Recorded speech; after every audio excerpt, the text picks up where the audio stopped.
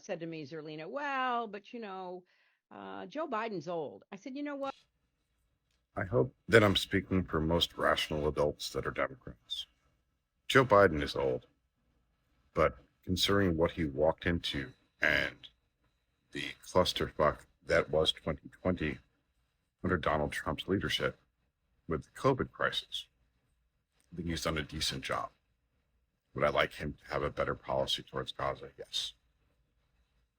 Would I like to have a lot of different things done? Sure, but a lot of that's dependent completely on the House of Representatives. And when you control one branch and not both, it's very difficult to get stuff accomplished. Though he did for the first 2 years, the CHIPS Act, the infrastructure bill, large bills that were Democratic priorities. You can't codify a road if you don't have both houses. He did. So we need to work on that. We need to work on that now. That needs to be the goal. As I look forward to what I hope is a substantial blue wave, enough to have control of the Senate and the House of Representatives, which would allow us to recodify Roe, which is imperative.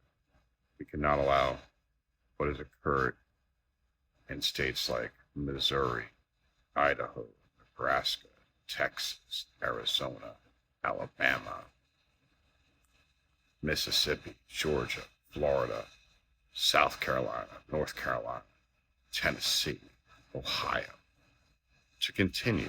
If I left a state out, I apologize.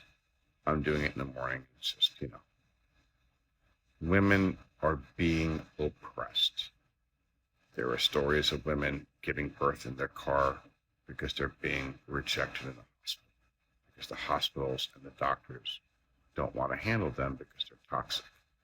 If you perform an abortion on a woman to save her life and the state determines you should not have, because they're attorneys, not doctors, you go to jail.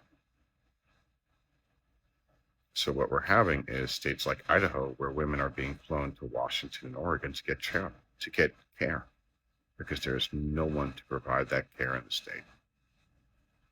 And that's because of Donald J. Trump. Biden's old. Donald J. Trump put on 3 people on the Supreme Court that took rights away from your daughter, your wife, your friends, and your family.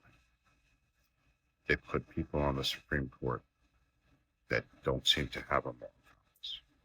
And that is endangering that same half of the population. I'm voting with the women. Remember to vote true and blue.